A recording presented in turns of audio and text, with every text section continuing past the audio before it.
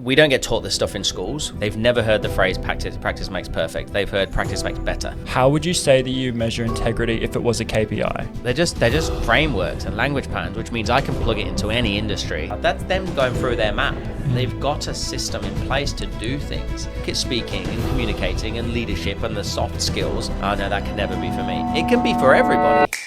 Welcome back to the Future Leaders podcast, where we help you gain insights into the minds of successful entrepreneurs. Today I'm joined here with Ryan Tuckwood, who's founded SWISH Sales Coaching, invested in by 3 sharks on Shark Tank 11 years ago, helped coach over 26,500 people. Thanks for joining us, mate. Quite a rap sheet. Look at those bullet points. Good to go. Thanks for coming, guys. Thanks. I'm excited to have a bit of a yarn.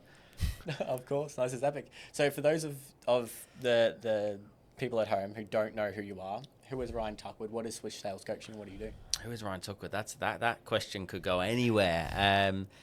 I'll start with what people might not realize. I'm actually an introvert by nature, and I'm living in a very extroverted world. And what that means is I'm doing things like this. I'm speaking on stage, and I get to coach beautiful humans every single day. So my day-to-day really consists of training business owners, entrepreneurs, sales professionals, how to articulate their message in a more effective and efficient manner. We call it SWISH. I don't know if you can see that, but it stands for Selling with Integrity and Selling Honestly. So our mission has evolved a lot over the years. Initially, it started off as trying to change the perception of an industry to help people understand that sales is actually a noble trait. It's not a negative skill to acquire.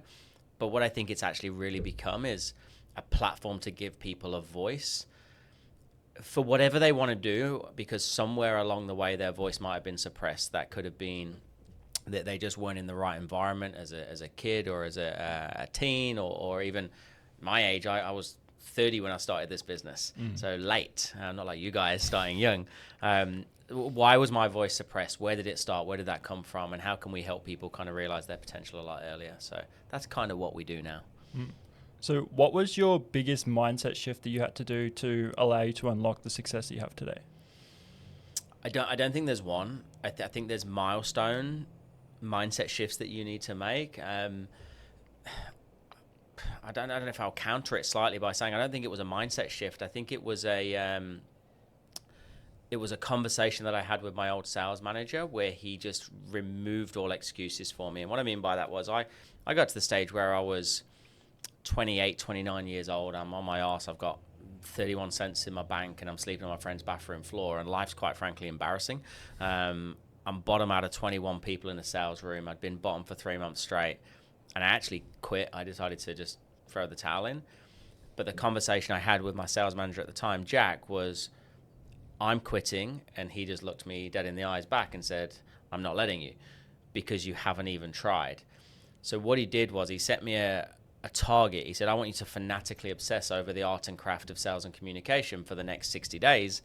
And if you don't improve, if you don't go from 21st to 20th, I'll pay for you and my girlfriend at the time, my ex-wife now, I'll pay for you guys to fly wherever you want to go, but you leave here knowing you gave this a really good crack.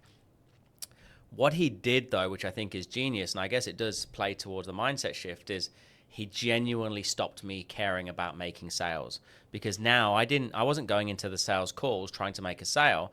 I was just trying to get the next 60 days out of the way, and this guy's going to pay for my flights. So all I had to do was get punched in the face 300 times a day. I was dialing 300 times a day, and this idiot's going to pay for my flights. This is easy. So I actually stopped caring about selling. What happened was the second I stopped caring about selling, I started connecting to the person on the other end of the phone, and then I went from 21st to 1st. Ended up running a whole team of 47, did $334,000 in commissions within 18 months, and I'm like, okay, I actually quite like sales because nobody enjoys something they're not good at. Yeah. So it wasn't like I just said, okay, I'm gonna try harder. It was I needed to acquire the skill. It was the capability that gave me the confidence. I know I have to be careful where I tread with this. I'm not a huge advocate for the rah-rah training and you need motivation. I believe people need a skill set and they need the roadmap and the actual steps of what to do. And that's what shifted for me first. There's been many other mindset things along the way, but I actually think that Jack removing an excuse for me was the platform for it. So you believe, disconnecting yourself from that end result allowed you to unlock the emotional intelligence to truly connect to the person on the other end? Yeah, I think there's 2 parts to it. There was Jack saying, if you do this for another 60 days and you don't improve, I'll pay for your flights. Then the owner of the company, Shane, actually said to me, Ryan, you speak to 300 people a day. Do you know how fortunate you are? And I was like, I don't feel fortunate at all. I'm getting abuse off 300 people a day. He goes, no, but look at it like this. You have 300 opportunities every day to learn from somebody else. And you have no idea who you're calling. You have no idea what their experience is. He said, just treat it as like 300 opportunities to get some free education. So that was a mindset shift. I started to go into the calls going, I don't know who this is, right? David, Paul, Sarah, Liam. What can this person teach me? And I genuinely got really curious in every single call.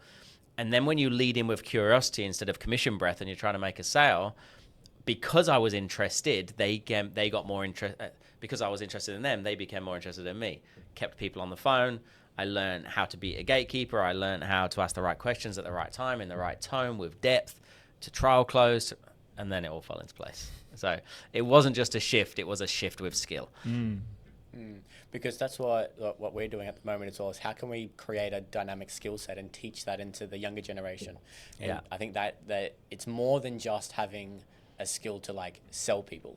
It's about having the skills to be able to communicate, to lead, to understand, and having all those, quote unquote soft skills that actually matter in a person. Is there like a couple of skills that you can attribute most of your success to? If you could put I just want to touch on what you just said there, because I think it's really important that we don't get taught this stuff in schools. We don't get taught that the soft skills. We don't really get taught about emotional intelligence. We don't really get taught about understanding human behavior. We just get told what to do and when to do it. And often for things that we're not going to use in the real world. I've got a 7-year-old boy and a 5-year-old boy right now, and I'm teaching them all the skills that I wish I knew at that age. So a couple of the things that have really stuck out for me, and the first one is more of a principle than a practical, and it's that all behaviors are state dependent. So everything that somebody does, everything that somebody says, or the way they feel is based on a state that they are in that particular moment in time.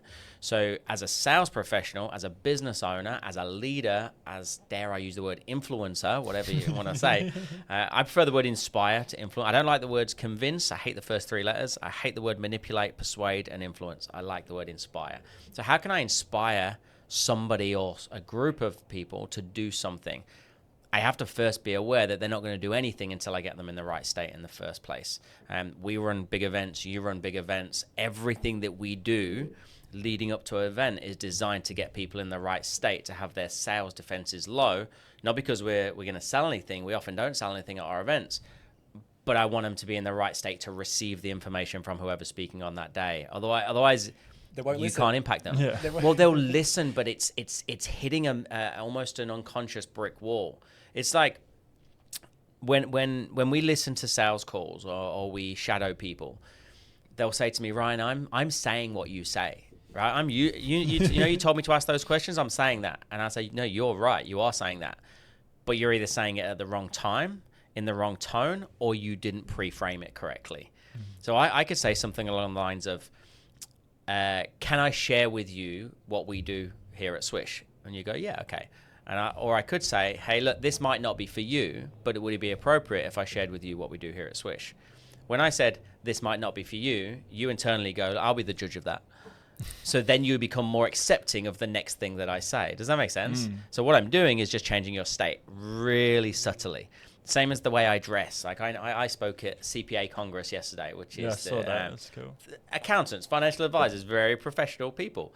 I come in dressed the way that I dress. I know there's probably going to be an undertone of, what the hell is this guy wearing? He's got crazy suits on. He's got high Chelsea boots on. So I need to address that, because if I don't address it, they're in the wrong state. And I could be saying the greatest things in the world, but it's not going to get heard. That makes sense. How do you, that's obviously a skill that you've developed over time. How have you developed that skill? Is that something just through trial and error? Do you have someone who taught you through that? Or? Yeah, or like the strategies. Yeah, I think it's... Experience tells you what friction points will come up in a leadership environment, sales environment, business environment. Even with my team in here, right? We're in our boardroom right now. We have meetings in here. I before I go into any interaction, I go, where could there be potential friction in the room right now? Right? Whether it be on stage in front of thousands, whether it be a one-on-one, or whether it be a sales call or in a boardroom. what might happen if I say, hey guys, we're going to change CRM, right? that could cause friction amongst the team, and there's change management I need to go through. So I might address that by saying, hey guys, there's going to be some uncomfortable conversations in here today, right? We're going to talk about something that I know you are not going to want to do. Can I share with you why we're going to discuss it before I tell you what it is, right? So I'm setting it up, right? And then when I get to it, they go, oh no, it's not that bad. We'll just change the CRM. Or I could come in cold and go, we're going to change our CRM. And they're like, you've already made this decision. And now it's harder to get them on board. Does that make sense? Yeah. So from a sales perspective, we have a 10-step process that we call the negotiation ladder. Stage 1 is preparation. Part of preparation is to figure out what the friction points might be in that sales call. And how can I address them, almost bring out the elephant in the room before the prospect addresses them. Because when they say it, when they verbalize it, they own it. When I verbalize it, they disown it. Yeah, and you're a big believer in not from what I've gathered from you, is like not handling objections, like objection handling. Actually, handle them before the call or when you're still doing your pitch. How have you come up with that? I guess determination of like this one's better, and then how can people at home implement that into their sales as well? Yeah, I think the first thing to recognize there is the only reason I do this, and I think it's my greatest skill, by the way, is my ability to preempt objections before they arise. It's because I hate friction and confrontation so much. I used to go home after a sales day, bearing in mind I was doing $300 a day, but even if you're doing 10 conversations a day, you can make sales, but if it's an arm wrestle or you feel like you've been in a boxing match, it's so draining. And I promise you, regardless of how much money you make, if you feel that you're getting beaten up every single day, like eventually the money side will just wear off. That's why I stopped engineering back in the UK. Like I was earning good money, but I wasn't fulfilled. So I started to think, well, hold on a second. I'm getting these particular objections. If I'm going to be truly accountable to the results that I'm getting, which is something we're advocates for, maybe there's something that I'm saying that is actually creating the objection. And if that is true, then maybe there's something I could say that could actually stop the objection in the first place.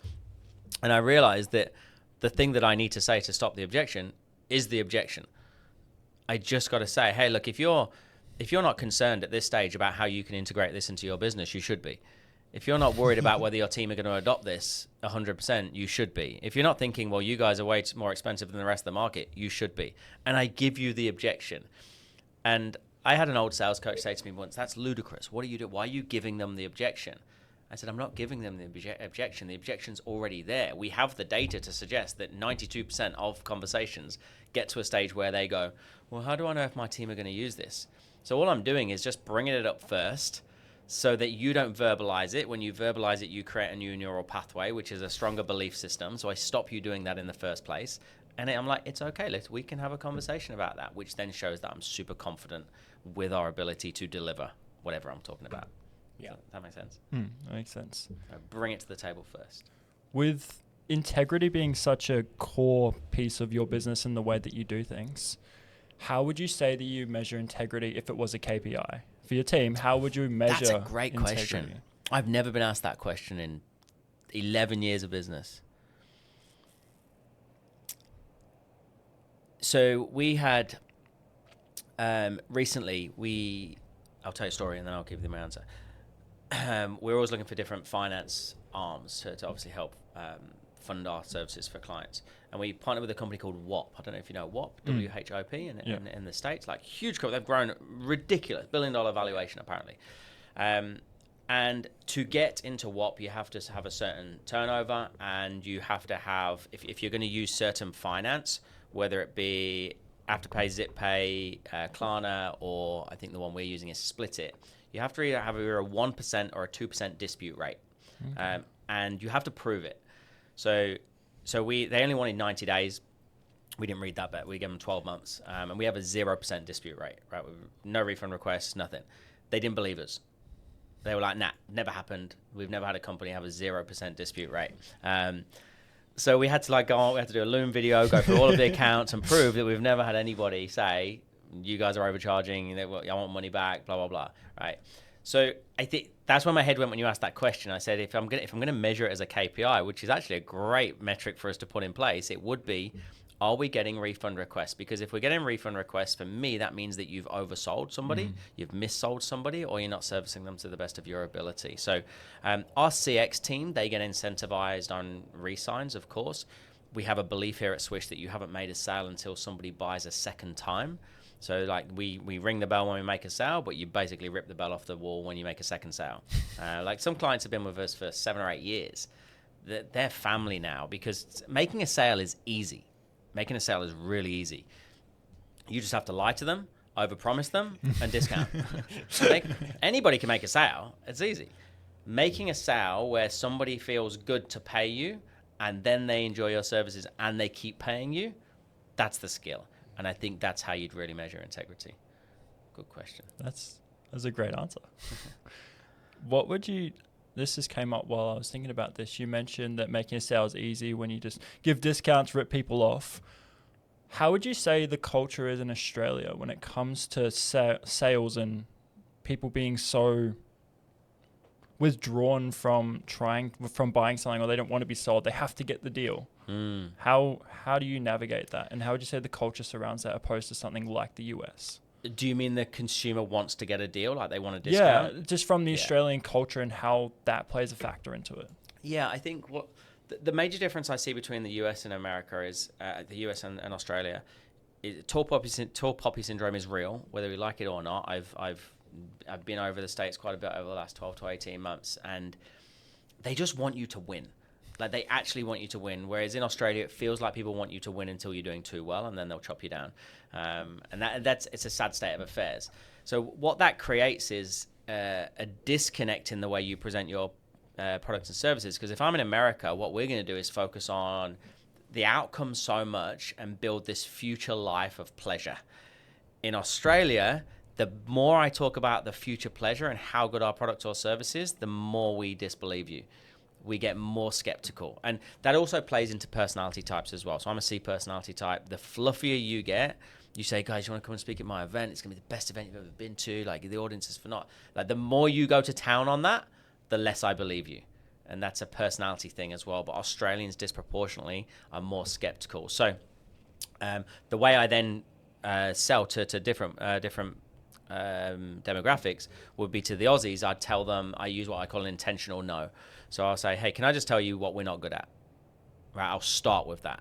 So people come to us, they'll go, can you help us with sales training our team? I go, well, maybe. I don't know enough about you yet just to know whether we can categorically or not. There's a few things that we're really not good at. Maybe we could start there. Like we don't build websites. We don't do funnels. I don't know how to do Facebook ads. Like don't come to us for any of that. What we excel at is human-to-human interaction.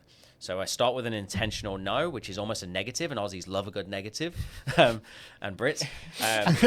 And what it does is then validate the positive. Yeah. Does that make sense? Instead of saying we're great at everything, when they go, yeah, bullshit, mate, prove it, put your money where your mouth is, and then you cause that micro friction again. So when I start there with an intentional no or an intentional we're not good at, it lowers their sales defenses, which means they're immediately receptive to the thing that I say straight after. It's like humanizing it. That's something that I found particularly at our last summit, prior to getting along with the actual, like telling our stories. I say, hey, is it okay if I make a couple of mistakes here and we're human today?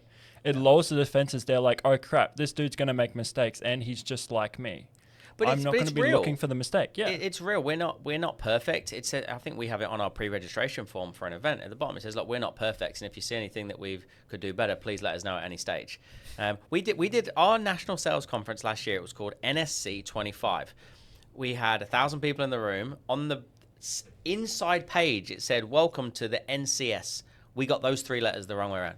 It didn't say NSC, it said NCS. We had 3 letters. It was like... And we're like, so as soon as I got on stage, I addressed it. It's real. It does humanize it, because I'm an engineer by trade, and everything in my world for 8 years back in the UK was perfect. Everything had to be perfect. There's no room for error. We don't live in a room for no error. So I think acknowledging it is real. That's really cool.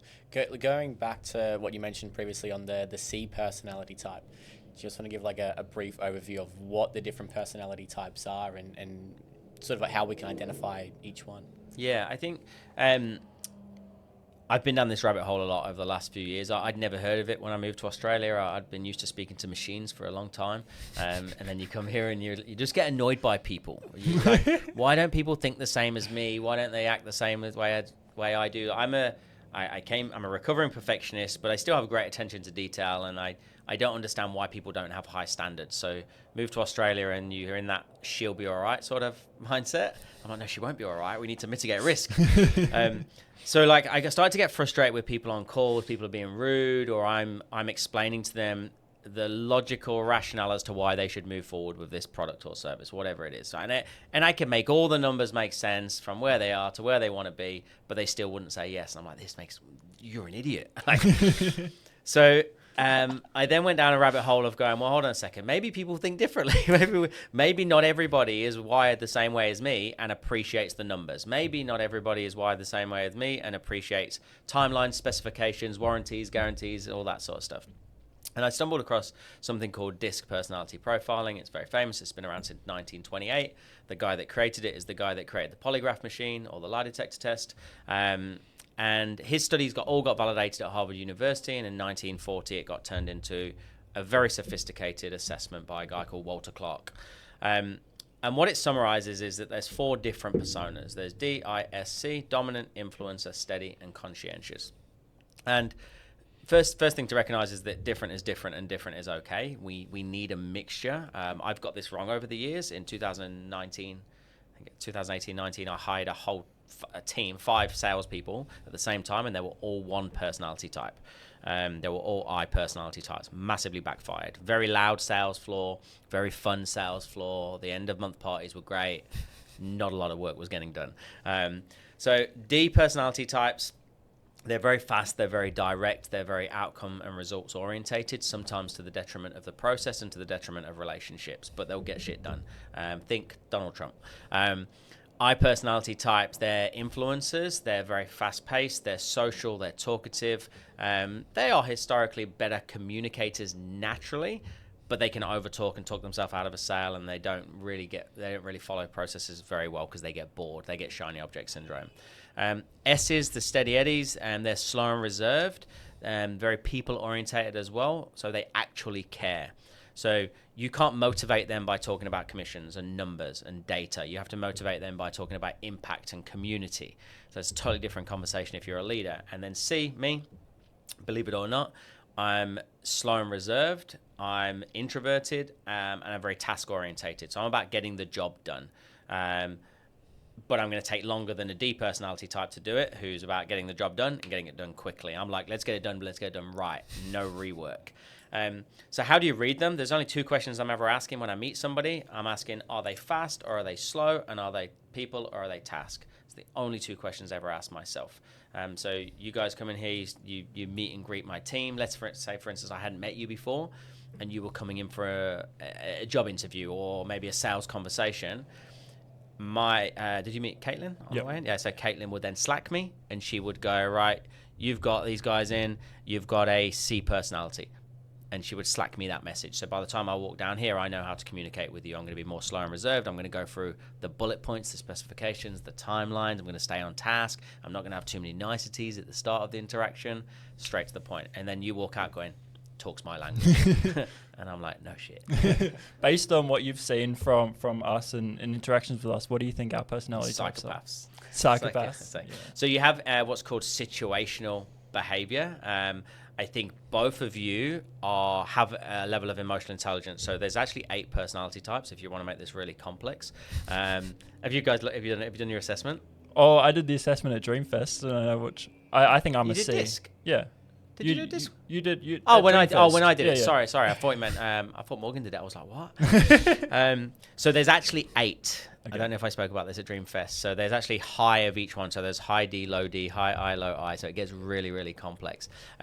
I think look at this. You guys can't see the room. The room setup, the attention to detail, how meticulous you are. Because I want to tell you how I come to the conclusion. How meticulous you are with the emails and the agenda setting and the road mapping and then the impact that you want to have. You are definitely on the slow and reserved side. Does that make sense? Yep. Firstly, so that's what I'm assessing is right. Okay, so this is very considered. This is not, hey, can you speak at an event? Brilliant, see you there.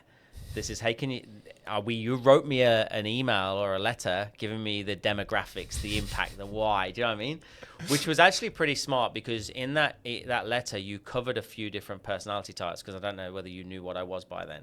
Oh, I had no idea. So what I do? I sent you a message on LinkedIn. I said, hey, is it all right if I send you through a proposal which is with that document, and then from there we went to emails. Which is quite a considered thing to do. So a D personality type would have just sent it. You ask for permission first, right? Because that would mitigate risk in the first place. So you're definitely in the bottom quadrant. Then you look at the attention to detail. You go, right, yeah, you're a C. Right, it's task orientated. The conversations we've had have been more about the people in the room, as well, like the impact that you want to have to the next generation and really give them the skills and the tools so they can become the best version of themselves. That's a people orientated conversation. Does that make sense? So then you might go, well, hold on, I might be over on the S side as well. Do you remember what yours was, Campbell? I was more a D. Were you really? Yeah. Really? Yeah. Interesting. I'm very tasked, but I'm learning. It's interesting because we are going through this for our personal development journey at the moment, through like the leadership, like how to form people, how to communicate with people, and it's not how, like, I can't communicate with people how I want to be communicated to. So it's like, for me, it was only tasks. I'd basically be super direct with Isaac, like we need to do this, this, and this, and he would sort of pull back a little bit. I couldn't communicate with any of the other team because they're more people. You're like, you're going too fast. I'm like, just listen to me. Can you see though why that was kind of creating a disconnect in a way? Yeah. And well, I didn't know what was wrong, and it was because I was too direct, I was too task orientated. So now I was like pulling back even further, where I can have a conversation about the people side of things. So I think that's what I need to be focusing on more than the task. Only with the right people. Because if you've got another dean, you focus purely on the people. They're like, I don't care how much you're paying me. Yeah. Do you know what I mean? What time do you want me there? I'll be there. So this is a really good example. Is you're aware of that sort of blind spot which could be there, and then you go too far on the other side, and then you actually become incongruent to who you are. And that you can only do that for so long, and it will just, in the end, it will frustrate you, or you'll get a little bit confused about who you are. So I know that I'm a C personality type by default. I know I love being by myself, in a room by myself, wearing the best suit. Like, I like wearing extrovert clothes, but being by myself, it's not about anybody else, it's about me. So when I'm on stage and I'm living in this extrovert world, like, that's really draining for me, and I have to be aware of that, because I need to create a life buffer afterwards. This whole world of speaking and coaching and leadership, you could default yourself into a D or an I personality type, and if you do that for too long, you'll just burn out. Whereas I always come back to my home. I come back to C, and then I go, right, who am I dealing with today, and what traits do I need to make sure I accommodate? I'm not becoming somebody I'm not, right? I would still prefer to do it all bullet pointy, but if you prefer pictures, I'll send you some pictures. That's about respecting somebody's personality so much that I'm prepared to adapt to you, but I'm still me. So maybe you've swung all this way, because you do need to accommodate other people, but not every person. No, that makes sense. Something like that, yeah. Stepping to even more who you are and what made you into who you are today, let's dive into your childhood. What was that like, and how has that helped shape you into the person that you are today back in the UK? I feel like I had a good childhood. I don't really have a sob story, unfortunately. It's not a cool one. And I was adopted now. Mum and Dad loved me. We didn't have money. Like, we definitely weren't rich. But I remember we had a nice garden, played football with my dad, and like, it's cool. I think some of the things that really got instilled into me, which I think serve me well now, I don't know, they're going to be basic when I talk about it, because I'm instilling it into my kids. It's just manners. I'm so passionate about being polite and respecting other humans, and always have been, which is actually, paradoxically, it doesn't make sense for a C personality type. Like, I am so task orientated. Even when people like serve you food at a restaurant, like, every time they come back, like, just look at them. It doesn't take a second to look up and acknowledge. I don't know why. It makes me, it feels like it makes me physically ill when I see somebody in a restaurant being rude to somebody that's serving you. And I think Mum and Dad embed that into me. I do remember my mum saying once, one of my first job was with my mum as a cleaner. So she was a caretaker at a college, and she ran the cleaners. And I was like 16 years old, I think. I'd go into the college in the mornings and I'd clean the classrooms. And one thing she said always stuck with me, which was, always give more than the client expects to get. And what she meant was like clean the room to a higher standard than maybe the teachers expect when they're going to come into those classrooms. And I think that's really stuck with me. I say it to the team all the time, always give more than people expect you to give or what they expect to get, because you leave yourself room to wow then. So I feel like I had a lot of love. I still have a lot of love. Mum and Dad are coming here in 8 days for the first time in nearly 3 years. They're going to be at the event, which is... It's so exciting. That's crazy. So they're going to see me kind of speak for the first time at your event. And then the week after, I don't think they've got any idea what's going to happen, because there's going to be a few hundred there as well. Yeah, as it's going to be the warm-up. Yeah, the was it the what's in boxing? The entry card? No, I can't think of. I know what you mean. Yeah, the main card. Yeah. I was just as I was saying that myself, then I was thinking about my childhood again and trying to think, what are the lessons that I could maybe impart. I have a older sister. I have a younger brother. We get on exceptionally well. All brought up in exactly the same environment, right? Brought up with the same morals, same values, very, very different outcomes. Why do I share that? Because you can put 200 people in a room at your event and you could share the exact same education with them in the exact same order with the exact same tone, and you could get 2 people decide to go and do something with it. And I think if I look back now, I've realized that that's actually okay. I'm not trying to change the lives of every single person I speak to. What I'm doing is giving myself the best chance to impact as many people as possible. Part of that is to make sure that even when I'm speaking at your event, I'll be, and you guys will hear it now, and anybody that listens to this, I'll be consciously changing the personality type I'm speaking to as I'm responding to your questions, or as I'm coaching, so that I can hit as many people in the room. But I used to take it really personal. And I think if there's anybody listening to this that's an aspiring business owner or entrepreneur, you have to, rule number one, I've got a top 10 rules of sales is number one is don't take it personally. You can't change everybody. Some people just don't want to be changed. And I love my brother. I love my sister. They're on their own journey. I'm on a very different journey. And I think for a while, them, my friends, old football mates, I was like, come with me. This is fun. Build a business. Get out of the corporate world. But that's not their journey, and that's okay. Yeah.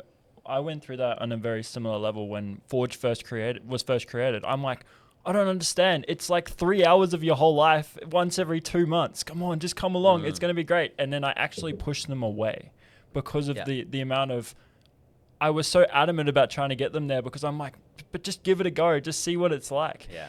And then naturally they actually didn't want to come, and they didn't come until, some of them actually did come later, and now they've been to every single one since. But that's a really interesting one, and I kind of want to talk to you about it with your kids and how you're raising them. There'll be all sorts of times where you know what's best for them and what they can do, but then do you have times where they actually do the opposite? You try and push them towards something and then they do the opposite? Yeah, they're kids. Because I know they're kids, but like naturally, like, so we don't have kids ourselves, and we're going to be moving towards that into the future. And what are some strategies to help get people to do the things that you want them to do, but in a way that they make it think it's their decision and they're not driven away? Inspire them to actually do it. Inception's a great sales movie. You seen Inception? Yeah. So I've watched it like 5 times. I've got no idea what happens. But that's an example of doing it for the wrong reasons, right? I'm planting a seed so far deep in somebody's subconscious that they believe it was their idea. There's a little analogy I want to kind of share before I give you my full answer is, we need to make people feel comfortable around you and in your presence to truly speak their truth ultimately. And that's for kids, that's for colleagues, that's for loved ones. I remember, again, you're pulling out more lessons here. My mum and dad, mum specifically, that's just the conversation I remember. She always said, you can tell me anything, right? Whatever happens in your life, right? You get somebody pregnant, you run somebody over, like you murder somebody, you can always tell me. And I just never forgot that. And I always felt really comfortable to tell her anything. Ironically, I was a like goody two shoes. I would never get detention, never did anything. Like I'm one of them. Never had a cigarette, never had a drug in my life. So maybe she was genius in like, going, that's fine, go and do all of that stuff.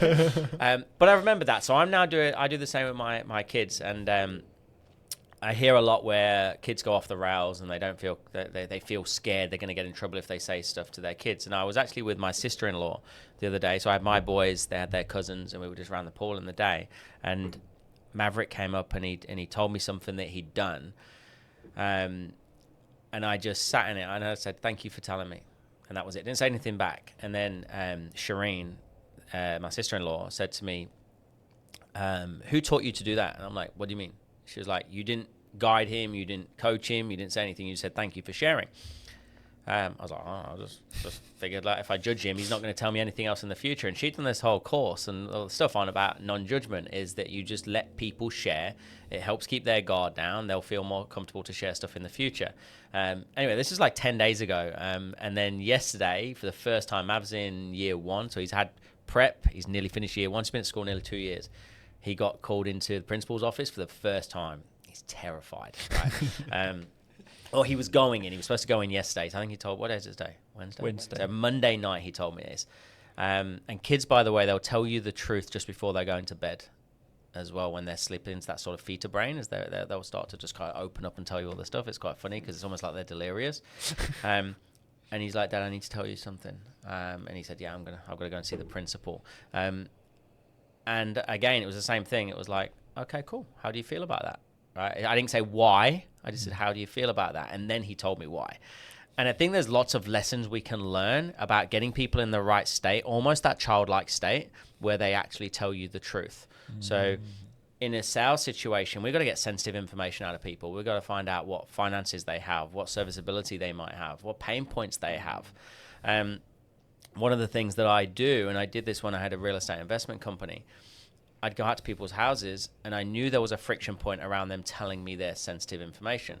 So I would tell them, "I don't need to know your sensitive information." Same as what we spoke about earlier, really. It's bring the elephant out of the room.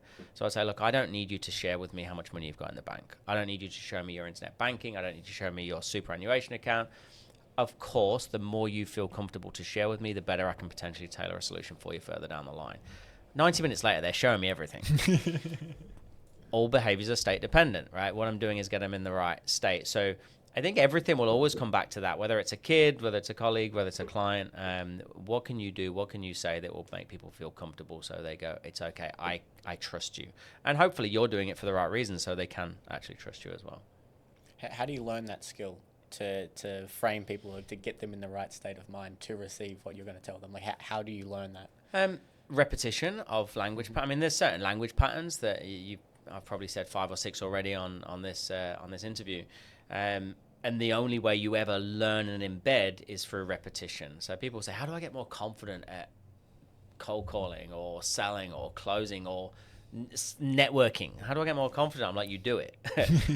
But you do it with a framework. So like we've got a whole framework for cold calling, for follow-up, for network. Like there's things and there's words you can say, there's language patterns you can say. But if you just hear it once, like if you just listen to this once, you would have missed everything I've already said. But if you listen to this back 3 or 4 times, you're like, "I see the pattern.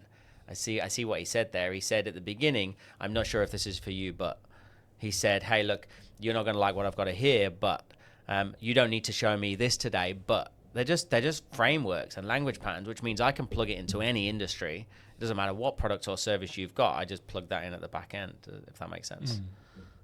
But it's you can't falsify confidence. People say, "Oh yeah, you fake it till you make it." You won't make it if you're faking it. You can run through the fear anyway. That's not faking it till you make it. That's just being courageous and brave, which I think we should do. If I look at all of the really successful people I've had the fortune of working with over the years, they're all still scared. Even Richard Branson, when I chat with him, he's like, "No, I still get scared. You crazy? Of course I get scared. I just do it anyway." That's their mind. They still do it. It doesn't mean they're not scared, but they've got better frameworks. They've got better language patterns. They've got better strategies and tools that they've learned over the years. So I think people are trying to falsify this confidence, whereas if you look at it at its core, the reps build familiarity. The familiarity breeds the competence, and the competence breeds the confidence. I've done 330,000 cold calls, but equally, I haven't done a cold call for 5 years. I would not be as confident as one of my team that might be doing a cold call right now because I haven't done it for 5 years. So you rest your rust, right? So same as speaking on stage. If I don't do it for a while, I'm going to get a bit more nervous again. So it's that reps, familiarity, competence, confidence. Yeah, then building that skill to then be able to do that. It's same as public speaking for me, right? I paid a lot of money to be trained by a guy called Harry Singer. He's Tony Robbins' public speaking coach. I'm like, when the music comes on for me to walk on stage, which foot goes forward first? That's what I wanted to know, right? He didn't just say, go on, mate, have some fun. He's like, okay, so you're standing. How are you standing? I'm like, I don't know, like that. He's like, no, you're not. You're not standing. You're not standing like that. If you can see that. But there's a difference between standing like that and standing like that. That's like, I'm nervous, I'm protecting myself, and that's like that. I'm like, okay, cool. I didn't realize that I pointed my foot up and rocked back on my foot a lot until he watched all my videos. And he's like, why are you rocking your foot? You look nervous. I'm like, I am nervous. He's like, I know, but you look nervous. So he's like, okay, so just plant. So, I mean, for then the first few times you do it, I'm literally pushing my feet so hard into the ground. And I have little anchors that I do. So I know my stance. Then the music starts. I know what beat I'm going to walk out on. I know where I'm going to finish. I know what the first words out of my mouth are. That's a skill. Anybody can learn to do that. And then so the two parts that he made me practice the most are my intro and my outro, right? You bookend your presentation, like if you're speaking, and you get comfortable at that. Okay, now I can add the second part, and I don't need to script all of that. So it's the skills that give you the confidence because you got competent from the skill, right? Yeah. Interesting. Because that's one of the things for me on stage. I had the stool for the first time because I just pace around. I pace around and I just like keep walking around and then I just don't stop moving. So I sit down and then I just find that place down on the stool and it allows me to just settle it down. Because if I'm pacing around and naturally it just elevates and makes me more nervous as well. Yeah. But you can truly connect and you look out into the audience, you find the pockets and then you can truly connect to them instead of it just being about you and the stuff that you're doing. How can I make an impact on other people? It's not just about me anymore. We're the last people that it's about. And that's one thing Harry made me realize. I don't know if I've shared this with you guys, but I'd said to him once, well, what if I forget my lines? What if my tech messes up? What if somebody shouts something and I can't deal with it? What if I fall off the stage? And he just said, I'm hearing a lot of eyes. Is it all about you? And now part of my my preparation stage of going on stage is, right, who's in the audience? How far have they traveled? What have they given up and sacrificed to be here? What would make them come to a free event or a paid event? Like, what do they want to get out of it? Genuinely. That's why we do the pre-registration forms. So that I can go, hey, guys, there's 67% of you in here that actually want to understand how to overcome objections. So I'm going to make sure I spend a really considered amount of time on that tonight for you. So they're sitting there, they're going, okay, cool. Right? It's not, this is my presentation, you're going to get what you're given. It's genuinely about them. And I do this little thing before I go out called MAP. Have I shared this with you before? No? So there's a guy called Michael Crossland, if you know Michael. He's an amazing, amazing guy. I won't ruin the story, but an overview is that he was born with a rare form of cancer. He was given less than a year to live, or his parents were told he's got less than a year to live. I have met him. I met him at ToaCon with the company that I used to work at Toa Global. They had the outsourced accountants? Yeah, the outsourced accountant. I used to work there, and then they had a conference down in Sheraton in Marina Everybody Mirage. crying their eyes out? Yeah. He spoke at our boot camp. He's become a good friend. So I met him at Paradox just down here. I met him through a mutual friend. And as I'm talking to him, he's quite an unassuming character, and he speaks on stage with like Tony Robbins, Branson. He tours the world. That's what he does now. He shares his story. So he was born with a rare form of cancer. He got given less than a year to live. They trialed a drug on him and 26 other kids around the world. He was the only kid that survived, right? He's got an amazing story. I won't give you any more than that. Amazing story. And when I met him, I'd said, you're not what I expected. This is like, you don't seem like an extrovert character that would stand on stage in front of all these people. Back then, I thought speaking was just for extroverts. And he's like, oh, I hate it. What do you mean you hate it? I was like, he goes, oh, I've got this little thing that I do beforehand. And he told me these 3 things that he did. And then I turned it into an acronym that I now call MAP. Basically, all I do is make acronyms. So my 3-step process, it takes 60 seconds. I do it before, depending on what I'm doing. If it's something like your event, and I'm going out, I might do it. It just depends on the how much prep I need. The M stands for meditation, or that's the word he gave me. I'm not really a meditator, that word. I'm not really somebody that meditates, but I say take a moment, right? So I take a moment and I just stand at the side of the stage or backstage. I close my eyes, and then the A stands for appreciation, and I just think about some things that I'm grateful for. So it's usually the same thing. It's my kids, my dad, and then the audience. They're every single time I'll go to those places, which is why it'd be weird when my dad's there. And then the P is practical activation. So actually physically get moving somehow. So if you ever watch like Tony Robbins backstage, he's on a trampoline. There's science behind that. He's getting the blood pumping. Why? We want to super saturate our frontal lobes with oxygen. I don't want to be in my reptile brain, my amygdala, because that's emotional. That's going to make me more nervous. I want to be in my logical thinking brain right now, which means I'm going to remember what I've got to say when I walk out there. So getting the blood flowing somehow, and it might just be rocking back and forth, few squats, whatever. So meditate, appreciate, practically activate, 60 seconds, and then I'm good to go.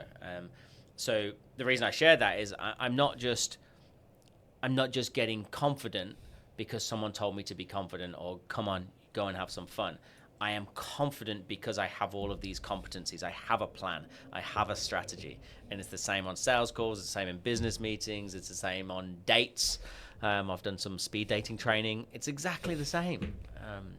So I hope that helps. No, I remember hearing your story about having to know what foot to put first when you run on stage. Yeah. That really resonated with me. I'm like, dude, I wish, I should do that. And that's what we started implementing. And last summit that we did, it all sort of just came together where I was like, okay, this is, we can have a plan, we can have a structure, and it's okay to do that. And then it's just allowed us to just thrive in what we do. You only need a couple of anchors, because remember, all behaviors are state dependent, yours included, mine included. So is it beneficial for the audience to get me in my most optimum state, or do they want me nervous, scared, worrying about what I'm going to say? No, they want me in the best state possible. So I owe it to them to figure out some anchors. And look at elite sports stars, and that's what I consider us to be. We're professionals, especially if you're a professional speaker.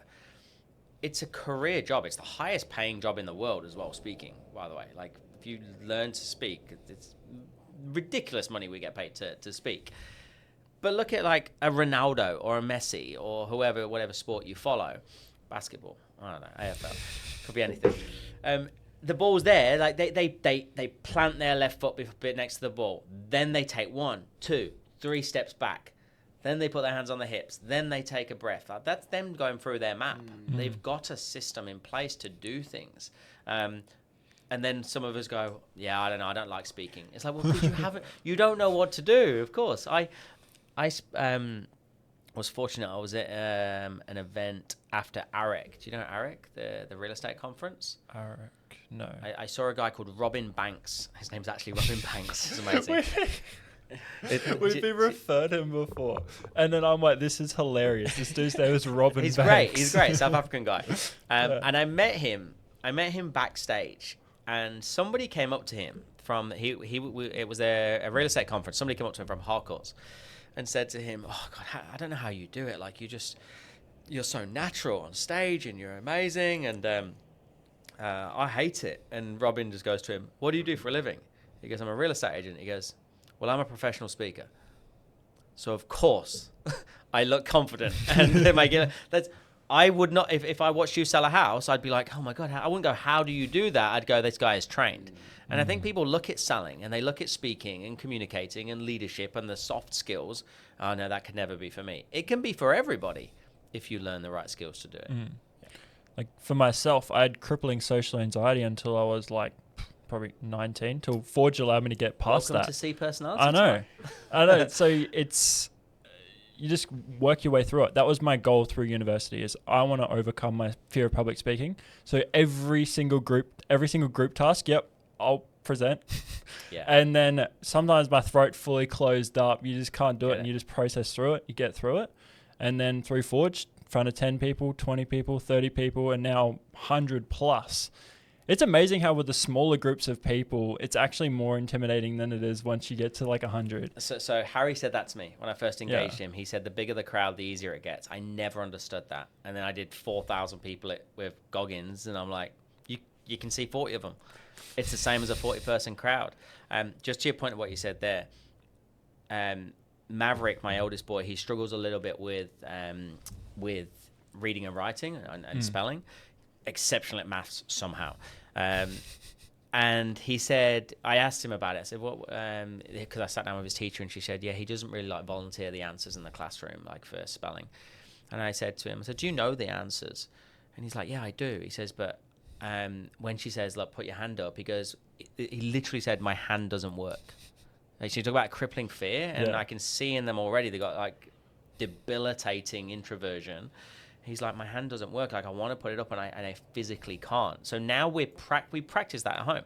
I'll go, even with just Mav and Fox, they sit there and we'll ask, because it needs to build that muscle. The only way you can do it is by practicing it.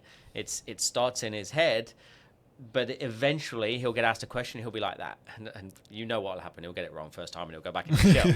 I remember it happened to me. That happened to me as well. Yeah, I had to spell the word really, and I spelled it with one L, and I remember feeling like the stupidest person in my class at, like, I don't know, 8 or 9 years old. But those things are anchored with you for a long time until you rewire, and you can't rewire without actually physically moving with it as well. Interesting. So what are some of the skills that you want to give to your boys? Like, what are those top 3 or 5 skills that you want to leave with them, so to make them capable in the world? I'll tell you what, I'm going to start with an intentional no. I'll tell you what I'm not going to fill them with: the belief that they can do anything. You know, people go, oh my, you can do anything. No, you can't. No, like, I probably couldn't be a basketball player. Like, I don't want them to have a delusional perspective on life. I want them to know that anything that they turn their hand to, that they can get better at, for sure. Like, if you ask my boys right now to finish the sentence "practice makes," they will not say perfect. They've never heard the phrase practice makes perfect. They've heard practice makes better, and they would counter anybody that says that, and that's drilled into them, whether it be football, whether it be reading, writing, maths. So that's really important, is that they have that belief that practice is what gets you somewhere. It comes back to that reps, familiarity, competence, and confidence. So that will help them become confident human beings.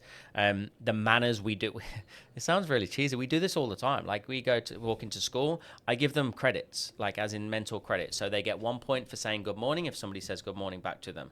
They get 2 points if they say good morning first. They get 3 points if they say good morning and then use that person's name.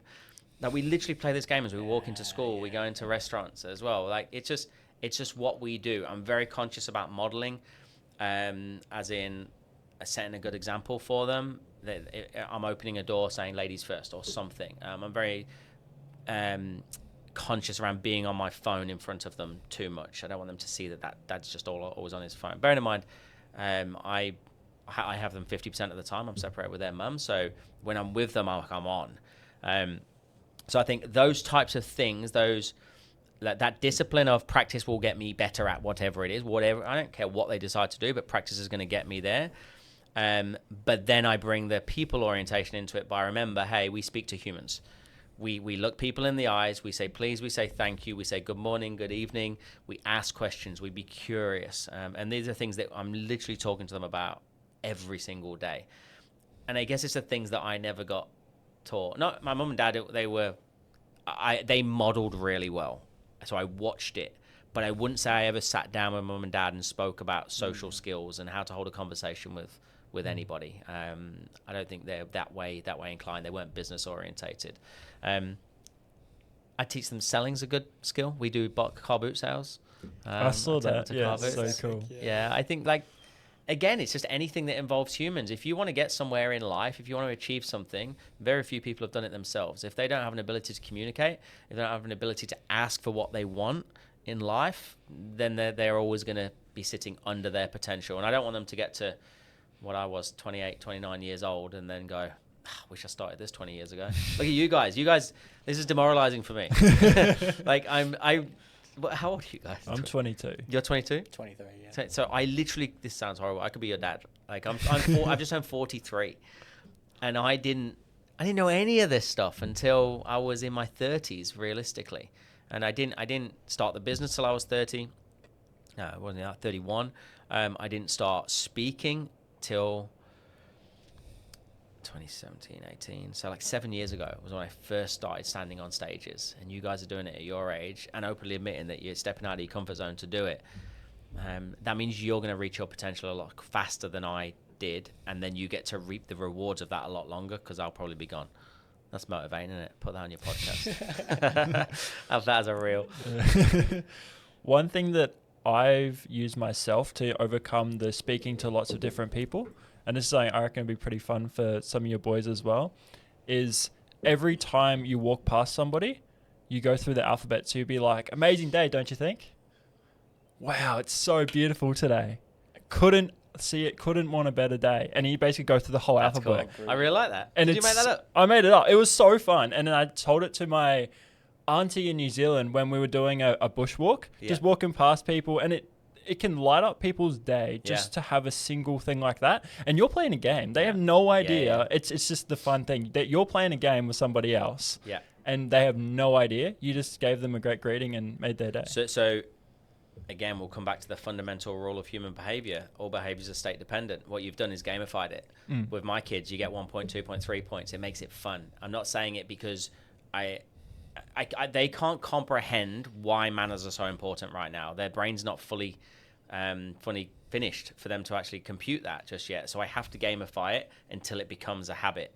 And that's just who they are. But what I'm doing is changing their state. Hey, who wants to win some credits? Who wants to win some points? Okay, cool. Well, we know we're going to be out of the car in a minute. What do we say to the lollipop lady?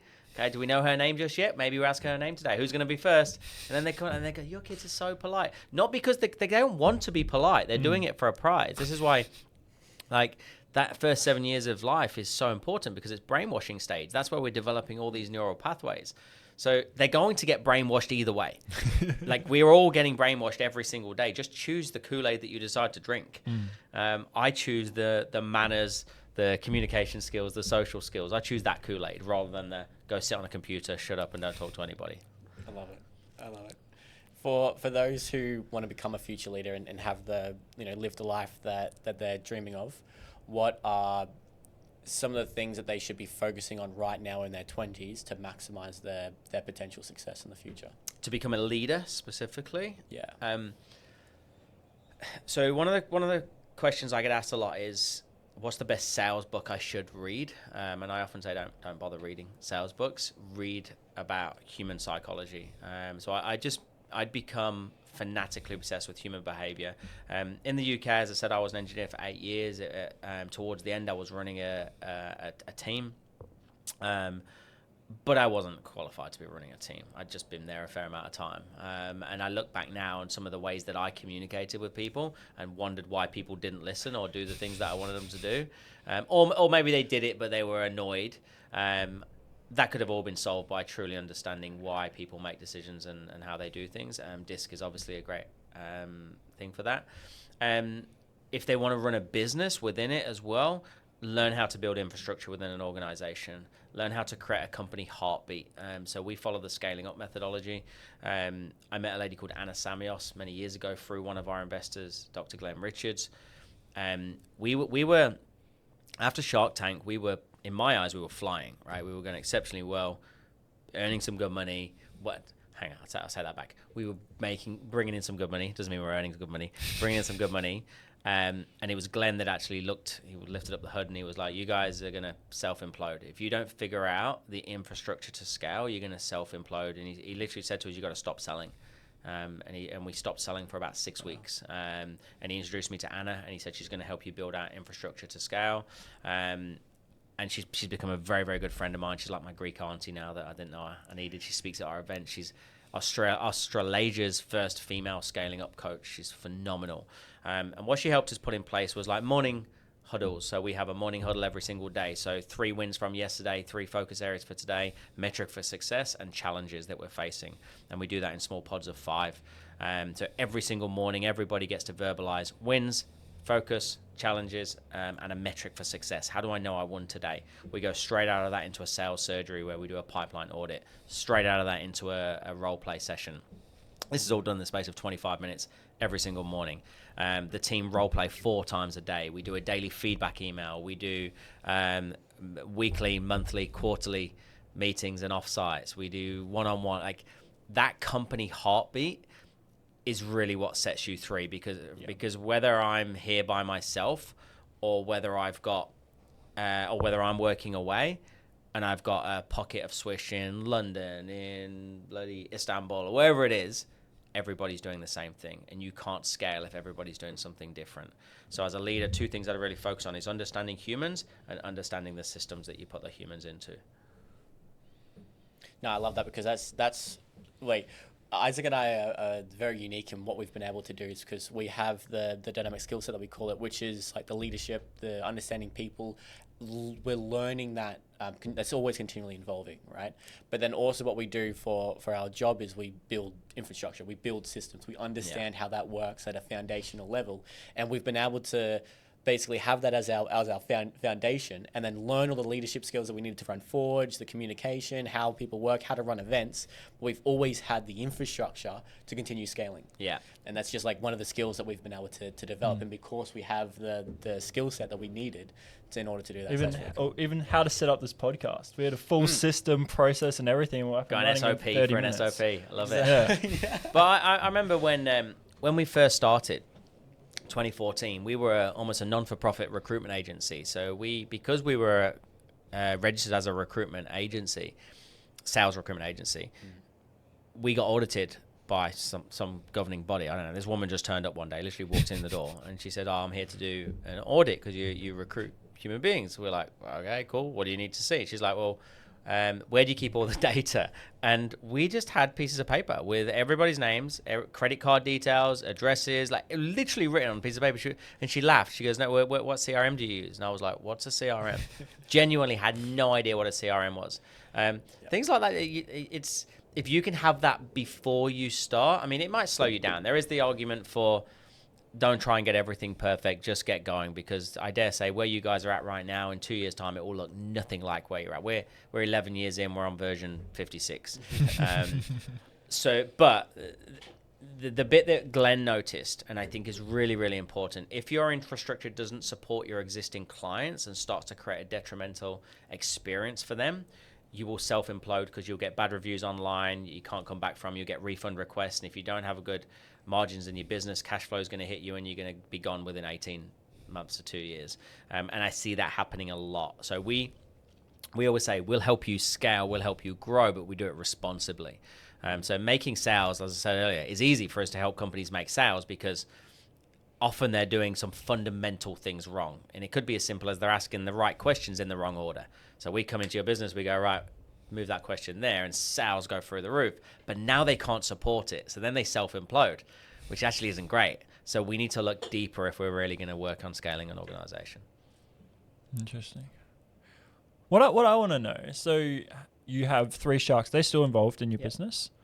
What roles do they play? Because people say, oh, bring in investors. Like, what roles does it actually play? Is it just serve part of your C-suite? They sit on a board and then they come in for quarterly reviews, or what does that actually look like? They get shareholders reports, but they don't play a role as much anymore. To be fair, if I look at it 2 ways, in the first year to 18 months, maybe even 2 years, I don't think we use them properly. And the reason I say that is I can't speak on behalf of Jack, but I think for me, I put them on a pedestal, and rightly so. And I was intimidated by them, and I didn't want to annoy them. So ironically, I'm like, I don't want to call you because you're very busy and very successful, and you'll probably think that I'm a small fish. And we are a small fish for them, for sure. And then when Jack exited in 2020, so 2 years after they came on board, and it's been me and them ever since. And I've used them a lot better, for want of a better word. So they speak at our events. They're on hand if I want to call them and ask them for advice on tech. They give me legal counsel if I've got any legal questions, or HR questions as well. So I'd say the best thing they've given me, or 2 things they've given me, is a network of people that can answer questions. It might not be them, but they've got the network, they've got the people, and then also the confidence that we were actually onto something. The fact that because they went through 6 months of due diligence, and we trained their portfolio of companies as well. So part of the Shark Tank process, I thought we just got the money backstage once we finished. That's not how it works. So we were very naive, or I was very naive. We filmed it in March. It aired in July, and then we didn't get the money till September. So from March to September, that's just due diligence, where they're researching me, they're researching Jack, they're looking for anything they can find. They've got a whole DD team that go through all of that. They're using our products. They're going, right, well, you're a sales training organization. Why don't I get my team using your online academy? If it works, we'll invest. If it doesn't, that's as cut and dry as it was. So it obviously worked. They for them to go through all of that and go, yes, your product works, and we still like you, and we couldn't find anything bad about you. That made me go, maybe this is actually better than I thought it was going to be. So I think that they've given me a lot of confidence over the years. Gives you the certainty. So whether that's something that I've found a lot, particularly in what I'm doing with when building a business and everything, I don't know what I'm doing. Nobody knows what they're doing. No, I don't know. But you have certainty that with the information you have now that you're going to make it work, or you're going to tweak it in a way that will make it work in the near future. So it's what you guys are doing at Forge, right? You're building a community, if that's the right word, right? Your ecosystem of future leaders is what we're building. So and you give people an opportunity to speak to people that have been there, so they're already battle tested. They know what's right, what's wrong, what might go wrong, and they can challenge your thinking before you make a decision. I remember saying to Glenn saying to me, "What do you think my role is now as an investor?" And I was like, "You're going to tell me what to do?" And he goes, "No, I'm never going to tell you what to do. I'm just going to challenge your thinking on what you think is best." And he's never told me what to do. He's just gone, "So what's the plan for the next quarter?" And I'll go, this. And he'll go, "Why?" "Oh, I don't know." And if I can't justify it, then I shouldn't be making that decision. So it really it reminds me that I need to think critically about every single decision that I make. So knowing that they're there to hold me accountable to it, I think is really important. I think you creating this community of future leaders is a great way of going about it as well. Interesting. No, cool. Well, where can people go if they wanted to get skilled up in sales, wanted to learn sales? What do you have? To any other sales training organisation. Oh, there you go. If they want to find out anything about Swish, obviously I'm pretty active across all of the socials. From a B2B perspective, I'm very active on LinkedIn, Instagram, Facebook, obviously as well. We run events all throughout the year, depending on when this gets released. We've got a big event on the 29th of October at the Gold Coast Convention Centre. That will be our last one of the year. That'll be a fun day. Oh, that's epic. Cool. Who in your network, Ryan, do you want to see on the next Future Leaders podcast? Who in my network do I want to see?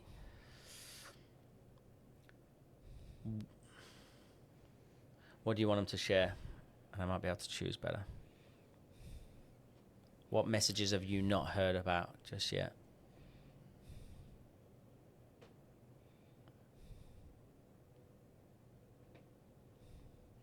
This is great audio on Spotify, isn't it? Oh, yeah, this is good. Definitely, probably leadership skills. Like someone that can come in and share how future leaders can develop themselves, not just through their tertiary skills, but through the soft skills, through the skills that actually matters in business that will allow them to succeed no matter what industry they're in, no matter what they do. What are those, communication, leadership, problem solving, critical thinking? What are those skills that they need to learn? Probably someone in that Michael realm. and Felicity Fury. They run a company in Brisbane called We Aspire. They're part of our coaching suite here at Swish as well. By far and away, best leadership coaches I've ever met. So excellent. And also just there's a lesson in what we just did there as well. You asked me a question, I asked you to go deeper on it, and I was able to really easily pull out the response. I could have just gone, I'll get Steve Baxter because he's a celebrity or something, do you know what I mean? Or pulled out any celeb and go, yeah, Richard Branson, he'd be good. But there's one thing getting just a name, there's one thing getting an outcome for your listeners. So if I dug a little bit deeper, which I hopefully did just by one question, I'm like, okay, now I know. Now I know who to send you through, and I can do an intro for you, of course. So that's epic. Appreciate that, Thank you. All right, well, thank you so much, Ryan. Ryan Tuckwood, everybody. Thanks, guys. Appreciate it.